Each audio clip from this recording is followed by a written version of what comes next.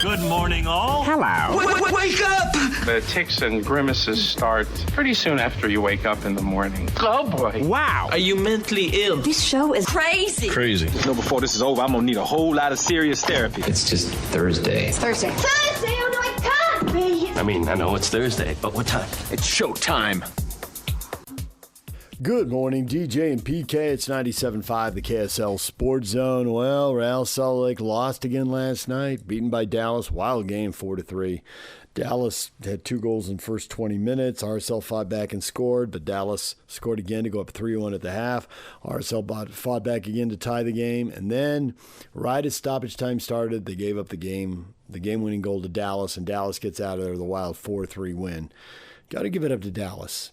Both these teams are tired. Both teams played the Leagues Cup. Both teams are playing twice a week, basically for a month straight.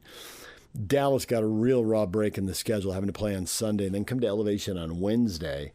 That means the regen Monday, just recover from the game. Tuesday, get on a plane. There's no time to plan, no time to do anything. Even 24 hours to get a little more energy, and they don't get that, and yet they win. I think both teams were tired. I think we saw it at different times in the game. Just got to give Dallas credit for being mentally tough enough to push through. RSL had chances to get a 4th or 5th goal, and honestly, that's not the problem. The problem is they shouldn't be giving up 4 goals. You know, you give up 4 goals, you're going to lose.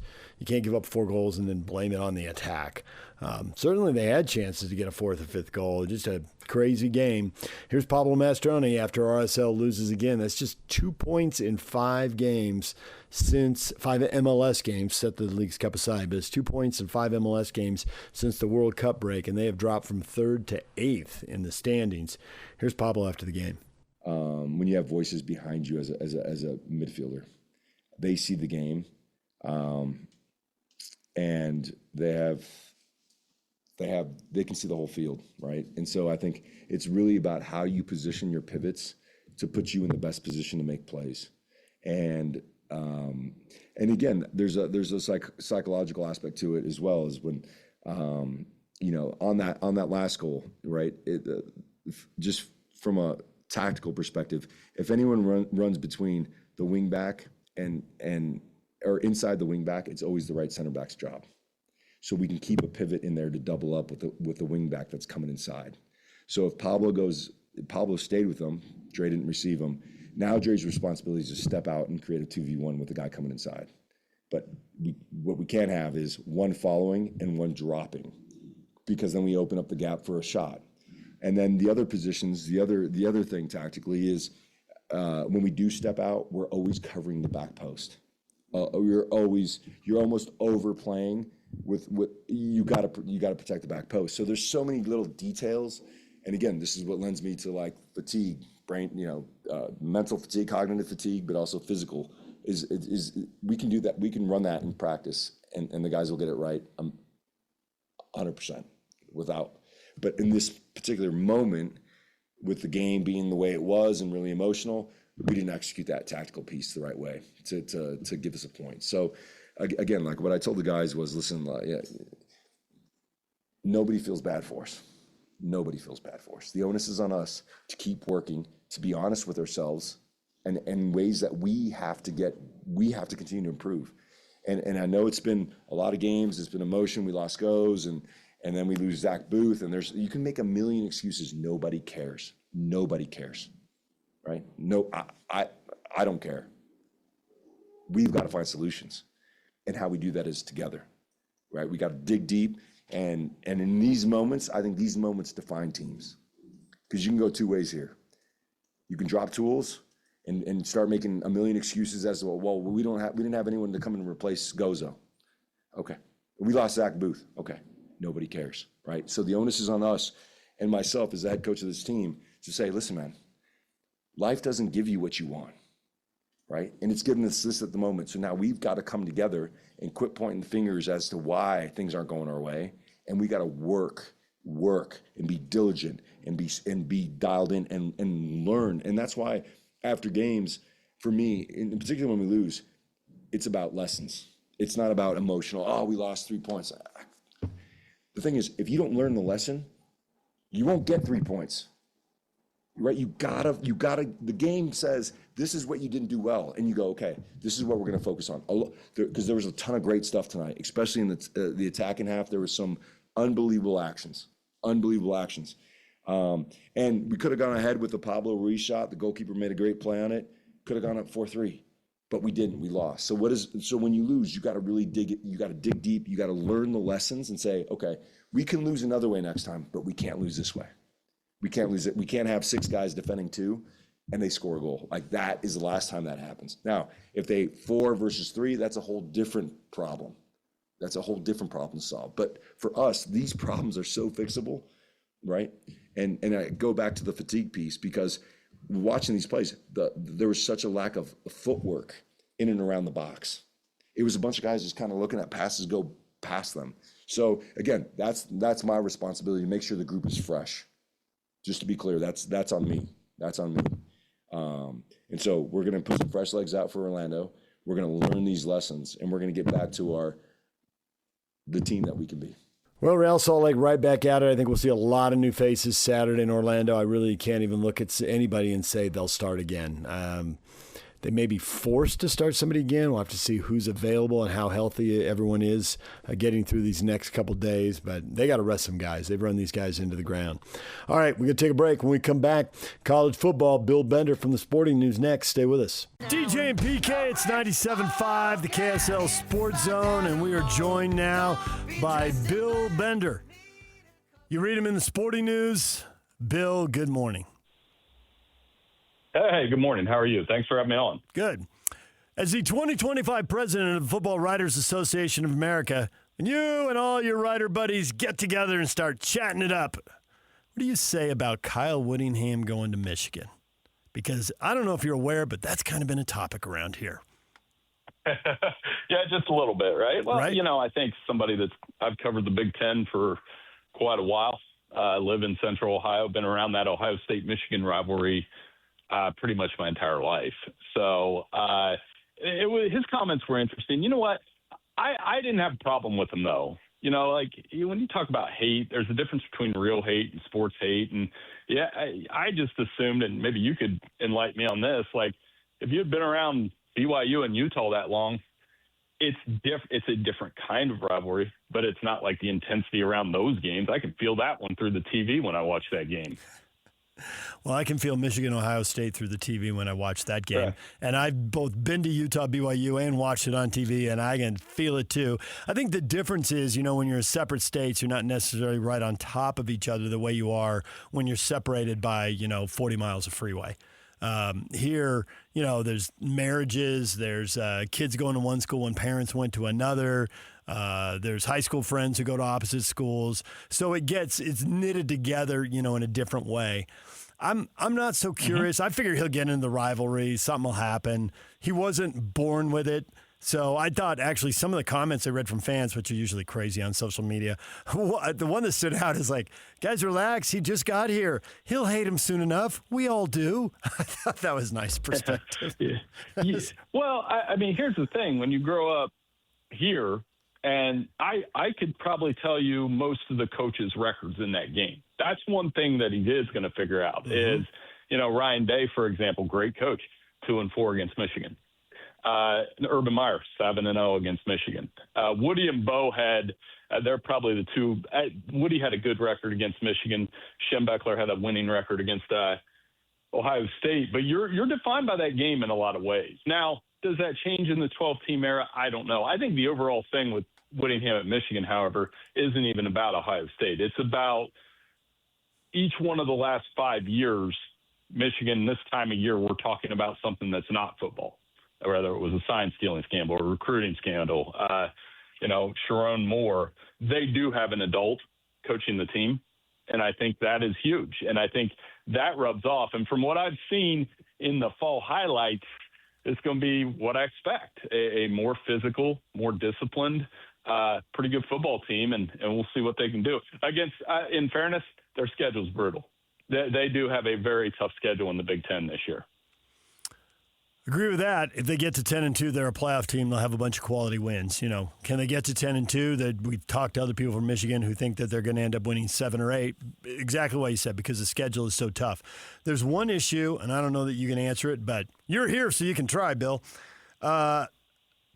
Forever, the players at Utah and BYU, even if the NFL thinks they're good enough, when you read or you listen to college football people, including like Barry Switzer on a Sugar Bowl pregame show, there isn't one person playing at Utah who'd be recruited by Alabama.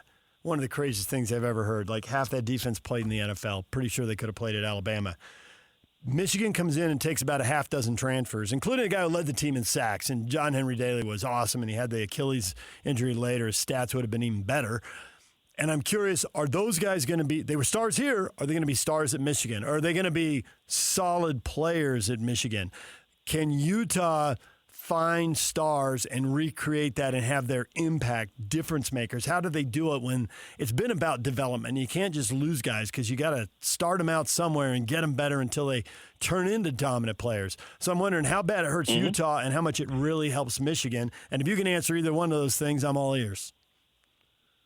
Well, I mean, right up the road in Berea, Cleveland, the Cleveland Browns took a pretty good Utah guy. I think Spencer Fano is going to play there for the next decade. Mm-hmm. And the Browns actually, for all the jokes about the Cleveland Browns, I mean, they drafted some good football players this year. So, yeah, I think that's the thing I'm watching. Does Daly, is he as good in the Big Ten? I think it's going to be different. So, like, to me, if he got like 8 sacks, that would be fine because you're going up against – Iowa tackles now and Ohio State tackles. That is one difference. Those schools, Iowa in particular, produces a ton of NFL linemen. So you're playing against Oklahoma this year. And I think he'll be a successful player. I think Utah, I'm not going to sit here and say, rip on Utah at all. I've watched Utah play Michigan twice when Whittingham was there, and Utah was the more physical team. Utah was the more explosive team offensively, and Utah had the better quarterback in both of those games. So what are we doing? I think they are very – but if he can take that formula and apply it to Michigan, only good things are going to happen. I've seen predictions for Utah anywhere from second or third in the league down to the middle of the league, 4 and 5. What are your expectations for Morgan Scalley in year one on the job? Well, you got quarterbacks, right? That always helps in that league. That quarterback play, 1-score games, fourth quarter finishes. It's going to be like that. I still have them in the top 25. I have them in that upper tier of Big 12 team. I think there are 4 teams. If you gave me how many teams do I need to find a Big 12 champion, I would probably stick with Texas Tech, BYU, Utah, and I do like Houston a lot this year. I'm a fan of Willie Fritz. I think their quarterback situation is very good, and they won 10 games last year, and you got to be impressed with what he's building there. So those are the 4. And, BYU is going to have a good team around that running game and around Bear. Texas Tech's the X factor. I've moved them up and down and around our rankings this summer because of the Brendan Thorsby stuff. We'll see if Will Hammond can step in. I like their defense, though. They have some really good pieces back on that defense. Ben Roberts, A.J. Holmes. Those are NFL players on that side of the ball. Their defense was amazing last year. And I don't think, it's going to drop off a little bit, but not that much. At BYU, the big story lately has been Kalani Sitake not getting all the resources he was promised when he turned down the Penn State job and stayed to the point that he said on camera in an interview situation, getting asked about it, he said, my agent's handling that. So it's about as much confirmation as you need right there. And I'm just curious, your experience, this is not the first time that a coach has wanted more resources or thought they were promised more resources or guaranteed more resources, and the school didn't deliver them. And whether it's the AD or the president or the regents or whatever, he probably got 20 examples of this going sideways. How destructive is that? How easy is that to overcome? How much does it impact the season that's right in front of them? Well, within the locker room, I don't think it's destructive because you can use that. You can say, you can take on that us against the world mentality. Resources and those kind of things, that goes, you said it. I've heard coaches tell me this. They were promised this and that when they were at a certain school. That goes back to Jimmy Johnson at Miami, and then he ends up leaving for the Dallas Cowboys, right? So and the rest is history. I do think it can be something between coach and administration long term. And like if he's saying the agent handle it, you let the agent handle it. I do know Kalani's a really good football coach. He is. They're the one team that actually has a playoff gripe the last couple of seasons. They're the only school that's won double-digit games each of the last 2 years out of a power conference that hasn't made the playoff. So I sense the frustration. I mean, Penn State's dealing with that too, though. You're going to be dealing with that everywhere. You mentioned that stat about BYU, and everyone's got a hold of that. I've seen that stat everywhere. Do you think the Big 12 is finally going to be a two-bid league, or is it going to be a one-bid league again? Well, that depends how that shakes out. Like BYU penalized a little bit. You wonder, okay, well, if they would have played Texas Tech in the regular season, would they have made the playoffs? I think BYU was a great example of a school that made the case. Last year, a 16-team playoff would have been pretty cool because we would have got BYU, Texas, Vandy, Notre Dame all in the playoff, and we could have settled in on the field. Now, the drawback to that is I contend that college football, it's more fun when we're arguing. It's so much more fun. That's why it makes it different than other sports. We said, and we're still talking about Texas not making the playoff last year. So to answer your question, can be a two-bid league. Going to be tough in any given year. I think the ACC and the Big 12 are going to compete. One will get two, one will get one. And remember, every year Notre Dame gets in the playoffs, it's taken one away from somebody else. And it's probably going to take away from the ACC and the Big 12 in most cases. And I do think Notre Dame is going to make the playoff this year. What a fun game against BYU, though. That'll be a good one. I'm curious what you think of this whole thing. I think a lot of times the TV's impact on college football is big, but it still gets overplayed. But to me, this whole playoff thing, you can't oversell that the SEC versus the Big Ten is really ESPN versus Fox, and who gets to own the whole tournament or who's going to get to bid on it and maybe get half of it. I mean, this to me is just 100% a TV thing. And because of that, do you think it's going to get ironed out, or are they both going to stay in their corners with their TV partners and just stare at each other and we stay with the 12-team playoff? Maybe.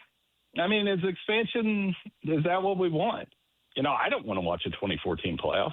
I don't sense, you may sense differently, I don't sense the fans are clamoring for 24 teams at playoff. I think, if we're going to expand 16 or 20 even would make more sense. But to answer your question, yeah, the TV piece of it drives the bus. These are TV shows now. And how do we make the best TV show when it should be, let's make the best playoff product possible, because the regular season's absolutely changed. It's completely different than it was 10 years ago in terms of what the consequences are for losing a football game, especially in the Big Ten and SEC. And the Big Ten and the SEC are really struggling for control of college football, both on the field and off the field. Right now, on the field, the Big Ten's winning. Off the field, I think it's a tug of war where they're going to have to come up with a number. I don't think it'll expand next year. I think we'll still be at 12 for a couple more years, and then we'll look and see if they can get that thing to 16 or 24. Just keep in mind, the Bulls are locked in for a while. So the Bowl, the Chick-fil-A Peach Bowl, the Rose Bowl, et cetera, they're going to still have the semifinals and the quarterfinals for the foreseeable future.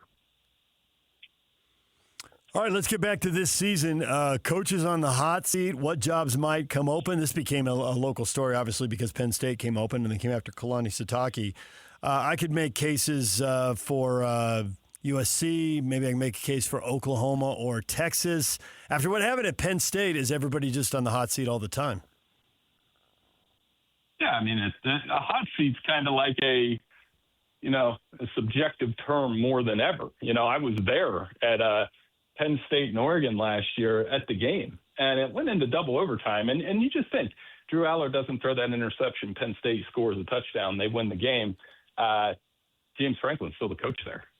So it's very interesting to me that's the way we're doing it. A couple coaches keep an eye on early. One, I mean, it's easy. Bill Belichick, North Carolina. How much longer are we going to do this? It's been an embarrassing headline one after another, and they got to win on the field. And they open in front of everybody in Dublin, by the way, that TCU game. So if they get embarrassed there, it's only going to get worse. I think Mike Norvell at Florida State has to have a better year. Looking at Dave Aranda at Baylor, big year with DJ Lagway at quarterback. They've got to be better. They've had a couple losing seasons. And then Luke Fickell in the Big Ten at Wisconsin. Though I think they're in on him more than, the perception is. I don't know that he's going anywhere. The University of Houston, you said you're a big Willie Fritz fan. Explain why you like him, because a lot of people are saying, hey, they won a bunch of close games, and that's going to, it's bound to boomerang. It's going to come back on them. They're going to lose some close games. But there are other people, and you sound like one of them, and think, yeah, he was winning games by 3 points last year. He's going to be winning games by 10 points this year. He's just built them up. That's part of program development. That goes back to Bobby Bowden, where he said, when you build a program, the progression is you lose by a lot, you lose by a little, you win by a little, you win by a lot. So the close game thing, at least you're winning them. You make more headlines when you lose them. I'll tell you, when I got sold on Willie Fritz, it wasn't even at Houston. He was at Tulane. They were playing Ohio State when Ohio State had Urban Meyer, part of that machine. And in the fourth quarter, I just kind of was watching the game, and I'm like, these Tulane guys are still going all out. They're getting beat by 20, but they're not quitting. And you can see quitting, and you can't measure that on Pro Football Focus. So I was like, all right, this guy has them playing hard 4 quarters. I like that. And it progressed at Tulane, and it's progressed at Houston. That means they play hard. He's got good quarterbacks. He's got a good defense. They got Shadre Hurst from Tulane, All-American preseason All-American guard. So I like their offensive line. And maybe some of that luck runs out, but it won't change my opinion of Willie Fritz as a head coach. I think he's a really good one. You haven't mentioned Arizona in the Big 12. Obviously, they've got a quarterback now in his 4th year. He's really been through the fire, right? A season so good, his coach got a job at Washington. A really bad season, they had his coach on the hot seat. Another really good season. So he has done it all there, but they really feasted on turnovers last year, and so can they replicate that again? Do you see Arizona as a dark horse in the Big 12, or you just see them as a nice team that'll win 8 or 9 games or whatever, and there you go? Well, if it's Arizona or Kansas State, which one is it? They could maybe upset that pecking order I was talking about earlier. Noah Fifita, obviously, ton of career touchdowns. That when I was researching them this offseason, I just realized how long he had been there. Yeah. And like you said, it's been ups and downs. I'm like, wow, he's still there. And then Kansas State, same speech with Avery Johnson. Can Colin Klein and him combine and make the right moves and offensively to be one of those Big 12 contenders? Those are the 2 schools that I think could peek into there. Arizona certainly got to be a little more consistent, but I still like that top 4 more. I like Houston. I like BYU, Utah, and I've talked about Texas Tech already. So I think that's what you're looking at. But if Fifita, he's a guy, when you're watching them late at night, when he gets hot, they're tough to beat. Is this make or break for Deion Sanders in Colorado this year, the 4th year? It's interesting. I saw that story yesterday about how the TV ratings have dropped, obviously. I mean, no kidding. They were 3-9. So it is a big year. I can't speculate on his health. It sounds like from what he said and what's been reported that he's doing a lot better, which is great news. Now on the field, they need Julian Lewis to be better. They need to be more congruent on both sides of the ball. I think it's a really interesting opener against Georgia Tech. And but I never, I never place win totals on that kind of thing, because you could be 6-6 and get just absolutely nuked in your last 3 games, or you could be 4-8 and compete in your last 4. So it's hard to say what the win total needs to be. I would say they need to get back to a bowl game at least. Yeah. Lane Kiffin, are they going to win big at LSU? He's got a better platform than he's had before. I mean, LSU's done it, right? And Ole Miss hasn't. He took Ole Miss a long way and famously left before the playoff, I know. But if you get past all the sizzle, what does the steak look like? We're going to find out. This is the defining stop of his career. We all know what happened last year. No need to rehash that. I mean, but bringing in that many portal players, Sam Levitt coming off the foot surgery. I know Lane Kiffin can coach. I mean, it all overshadowed that Ole Miss was probably some of his finest work. I mean, they had the 7th best record among Power 4 programs during his tenure, which is incredible, at Ole Miss. And I think, to me, I don't want to say honeymoon. It's a poor term, but I would give him some grace this year because it is year one, and they do have a tough schedule. They play Clemson and Ole Miss and Alabama and Texas and Tennessee. It's a brutal schedule, but he's going to have that every year. I think the real pressure grows going into year 2 and year 3 because the expectation has to be Ole Miss went to the semifinals last year. LSU's been to the playoff one time. Now, granted, really good one time, right? It's an unbelievable team. But the other thing he's facing is 3 of the last 4 guys that coached there won national titles. So the expectation isn't a semifinal. They're going to expect Lane Kiffin to deliver a national title.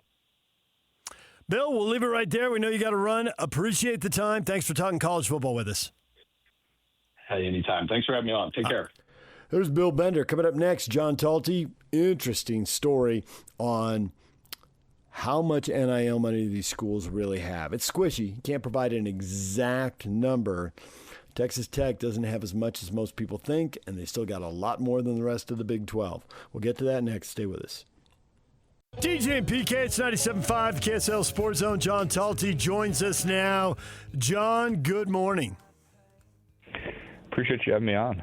Well, I appreciate you coming on. John Talty writes for CBS Sports, and I'm curious.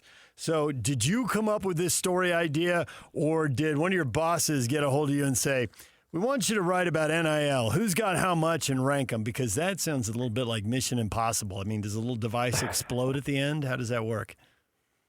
Yeah, it's funny. So I did it with my colleague, Chris Hummer, and I was actually going back through my text the other day, and it was around when Jordan Seaton went to LSU, and we were talking to some of the different schools that were involved in it and hearing some of the numbers, and we started doing the math. It's like, man, yeah, that to Sam Levitt, like LSU's number has to be huge. And it was back in January, like we really need to see if we can figure out who exactly are the highest paying schools. And so we've done some stuff in the past, like Chris and I have teamed up to, figure out what's the average rate for a transfer QB and things like that. So we have experience in the NIL spending range, but it is almost an impossible task. People lie to you everywhere. Some people overrate how much they have. Some people underrate how much they have. And so the only way we could think to do it is just talk to as many people as possible. And so, talk to 50 plus, it's probably 60 plus, honestly, and just tried to talk to somebody at every school if possible.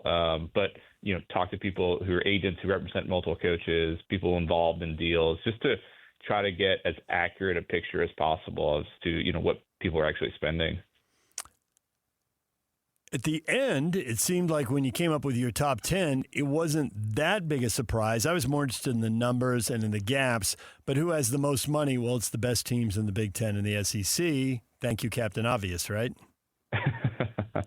Yeah, I mean, I don't know that there is major shocks. I think sometimes it's the surprise of who's not in there. And so, for instance, we had a story yesterday looking at a couple of those. Like, I think everyone just assumes Texas Tech is in that group. And, if the Brendan Sorsby scandal doesn't happen, Texas Tech would have been in that group. But you take his, deal off the table, most of it, at least I think they're paying some, but most of that off the table, and they actually dropped below that top group. So there are some, I think, misconceptions as to who's spending the most and who's not. But I think a lot of it was somewhat obvious. But I also think, I don't know how many people know that LSU might be above $50 million this year. I don't know how many people know that Miami was above $40 million last year. So I do think some of the numbers are still interesting to people. And then, at our sister company, 24/7 Sports, we put every Power 4 team into a tier, and that might be where people find more interest of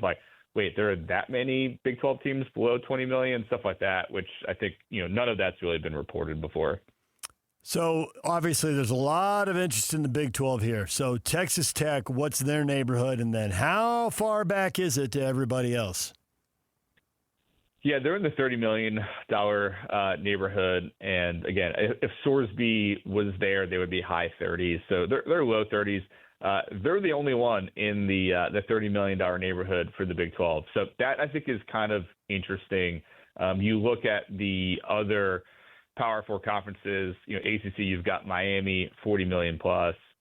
SEC, you've got multiple teams. Big 10, you've got multiple teams. So the Big 12 does not have anybody in the 40 million plus range, and then only has one team in the $30 million range, and then has the most teams out of any of the Power Four conferences below that $20 million number, which is kind of fascinating. There's, based on our sourcing, there's not a single SEC program below 20 million, and really it's nobody really below 25 million. And you have quite a few in the Big 12, programs like Cincinnati and Houston and Central Florida, Kansas. There's quite a few, and so I think that's one of the interesting things I think about what's happening in the sport right now is like you are seeing some of those financial gaps grow. We've seen, Big 12 is getting the least amount of money in its TV deal. That stuff plays a role. You've got some of these huge Big Ten programs with, billion-dollar, donors and all that. Not that the Big 12 doesn't have some of those. Of course they do. But you're just seeing more money flood in, I think, to the Big Ten and SEC. And it plays a role in what we see on the field. I mean, you look at the preseason rankings, like top 2 teams are in the Big Ten. You've got multiple SEC teams in that top 8 or so, and you're not seeing a Big 12 team there. And so sometimes it's obvious, but yeah, if you are spending a lot more money than some of your competition, you might be better. And we're seeing in the Big 12, their spending just is not matching the rest of the Power Four. Did you come away with a new appreciation for some coaches saying, hey, you're really doing more with less? Absolutely. I'll give you an example. Houston is a preseason top 25 team, and they had a very strong year a year ago. And I think they were in the bottom 3, probably bottom 5 in spending a year ago in the Power Four, and they are again below the $20 million range. And so I think there are programs that are going to show us, and kind of, this is a bit of a cliche, but in a Moneyball type approach of where can we find inefficiencies? Where are we able to win? And so for a program like Houston, it's like, hey, we like tough-nosed guys. We can find these 3 stars kind of under the radar gems, and we can turn them into something. And of course, Willie Fritz was able to do that at Tulane, really built that program up before John Summerall got there. He's starting to do it at Houston. So I definitely have an appreciation for that. And on the flip side,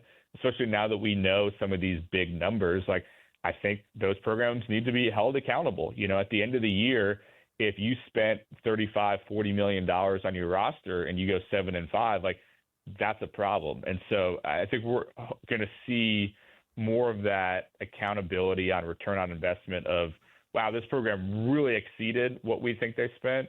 And on the flip side, this program really disappointed relative to the spending that we believe they did in 2026. Is that what happened at Penn State, and is that what could happen at USC, or am I out of bounds here? Yeah, USC is certainly an interesting one.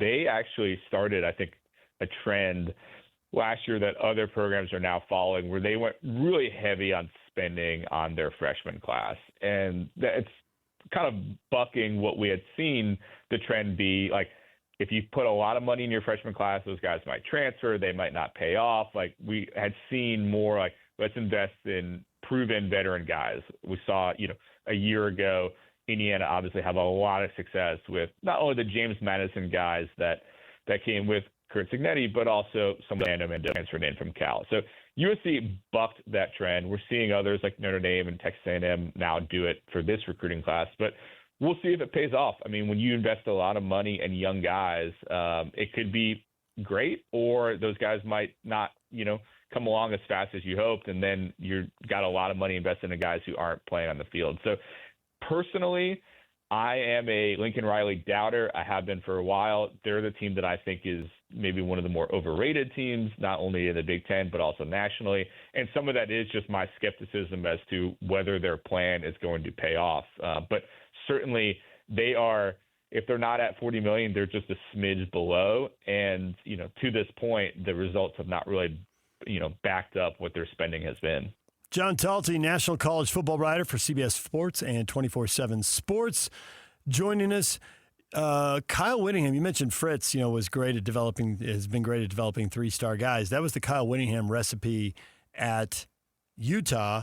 But I'm wondering if that's something that he sort of loses going to Michigan, given the money they have. Is he even fishing in the 3-star pool anymore? Did he basically double his NIL money when he went to Michigan? They have quite a bit, yeah. If it's not quite double, it's probably pretty close. And obviously, it's well established. They spent a ton of money to get Bryce Underwood, and one of the most historic 8-figure deals that we've ever seen a high school kid get to go to college. So they have a lot of money invested in that program as well. But yeah, I mean, I'm also personally interested. You could probably say the same thing about Matt Campbell, frankly, at Penn State, where Iowa State did not have a very strong NIL program, almost to the point people have told me that like Matt almost kind of liked it. Like, I don't really have to think about it. Like, yes, I have things that I'd like to have, but also like I'm not getting the pressure of having a lot of NIL money. So how do they adjust? Do they keep doing what they've been doing, or do you kind of start shopping in a new aisle? So we'll see how that works. But I mean, I'll give you a kind of a similar example. Like Indiana, after the success that they've had this past year, like they started telling agents and others, like, listen, like that guy worked for us in the past, but like we don't need to take that guy anymore. We're going for higher guys. So that's what I think you'd like to see with Kyle and Matt at Michigan and Penn State respectively. And we'll see, what they can sign and also the portal classes that they're able to add. But certainly they have way more money at their disposal than they've been used to, and allows them to attract a different caliber kid than maybe they've been able to get in the past. Can you really follow the money in the Big 12? I mean, essentially BYU and Utah were teams 2 and 3 last year. BYU's sitting here with these double-digit win teams that haven't gone to the playoffs, and nobody else in the power conferences can say that. Financially, are they basically 2-3, just a long way behind Texas Tech, or is there somebody else underperforming their number, or maybe Utah and BYU outperforming their numbers? Yeah, I mean, BYU and Utah are probably right where you put them. BYU is kind of an interesting one where, we got a wide range of insight or answers as to what people thought they were spending. It was all over the place. So that was one of the trickier ones, I think, actually to pin down. And I think some of that just kind of, type of kids they recruit, a lot of other programs aren't necessarily competing against them, so they're not always getting a great range as to, what they're paying for different kids. But, certainly, as you well know, Kalani came out recently seeming pretty frustrated by some of their spending and resources available. And so there's still maybe a notch below some of those elite programs and a notch below Texas Tech. But I think they have, bumped up their spending, and they are definitely above, the bottom tier of the Big 12, which, I mean, there are programs that are in the $15 million range. Some people think that Colorado is below $15 million. I mean, there's some pretty lowish numbers in the Big 12 from what we understand. And BYU and Utah are certainly above that and above that $20 million range. John Talty joining us, CBS Sports and 24/7 Sports. And as you go through and talk about, and for people who joined us late, you talked about how you talk to coaches, you talk to agents who represent players, you talk to agents who represent coaches. So you've got these, dozens of sources as you compile this. Did you get any sense that people worried about donor fatigue? That, you got to, depending on the school, 20, 30, 40 million this year, but ask them for that 20, 30, 40 million next year and the year after that. And Kyle Whittingham has said, hey, it's exponential increases here. This thing's just taken off, and it's going to continue to grow. Did you get that, or did you get donor fatigue? Yeah, it's funny. I was actually talking to a group of SEC people yesterday about that exact topic, and they're like, we really haven't seen it. But I think it's school specific. I think I'll go back to what I was saying earlier, kind of on that return on investment. I think it continues to evolve. And so, at the beginning of this thing, NIL, we saw programs that traditionally had maybe struggled or had been successful in the past and were on down times where it's like, we want to win again. Let's throw in money, right? And we saw Tennessee, Texas A&M, Florida, some of these programs be very aggressive out the gate. And now that we're 5 years into this thing, we're getting a better sense of all right, are we spending our money appropriately? Are we I kind of want something. If I'm giving you $1 million, what am I getting out of it? So I think there's more strings attached to it than maybe there was in the beginning when it's I just want to see my team win. So that's part of it. But it's also you asking me to give you a bunch of money for a 6-6 team, or can we actually take a leap? Can we be competitive? So I definitely think athletic directors, who we also talked to for the story, will tell you that there is donor fatigue. I think it's always hard to find money. You don't want to have to keep going to the same people over and over again, which for some schools they have to do. For others, they might have a wider base of people they can go after. And for some, it's, if you're at Michigan, Ohio State, like, there's a lot of people who can give money. If you're at a smaller school, it can be harder to find. So it's a bit of a mix, I would say. Some people think it's a misconception. Other people are like, this is a very real thing for us, and like, we don't know where the money is going to keep coming from. So some people are in great positions, and others, I think, are seeing that this is a bit of a struggle. My entire life, this school's been terrible, and they've gotten good. And I got to say, when I started thinking about it, I got a ton of respect for Vanderbilt now. My entire life, Vanderbilt got annihilated in the SEC. They were rolling out 2- and 3-win seasons like nobody's business. And then we get to the NIL era, and they go 10-3. And I can't help but think there were a lot of people cheating in the SEC, and Vanderbilt didn't want to do it, and so they got beat. And now that NIL is legit and above board, some people at Vandy looked at each other and like, let's go do this. Let's be good at football. Is that an oversimplification, or is that what's happened at Vanderbilt in the last 5 years versus, 50 years prior to that? Yeah, no, I think there's definitely truth to that. I think it's a combination of things. They've certainly invested a lot from like an institutional level. Like, they used to have the worst facilities by far in the SEC, like disgusting stuff. And they have pumped in hundreds of millions of dollars and like making that better, making it a place that people want to come to, and having Nashville as a place to help attract players is certainly very attractive. So I think that was part of it. Like, the school had to decide, we're not too good for football. It actually would be good for us to invest in football in terms of attracting students and things like that. And then I think the second part is you've got two, who I believe very smart guys, and Clark Lee, the head coach, and then the general manager, Barton Simmons, who, used to work with us over at 24/7 Sports. Like, I think they know what they want. I think that they are good at identifying it and going after it, and also not just like, we're little old Vanderbilt. Like, they have talked a big game. And I think a lot of us rolled our eyes maybe early on of like, oh yeah, Vanderbilt, you're going to be the best. Yeah, we'll see it when that actually happens. But they, I think, believed it and believed they could be more than just what they've traditionally been. And we've seen them build it up. Obviously, the decision to bring in Diego Pavia and Jerry Kill was super successful, paid off in a big way.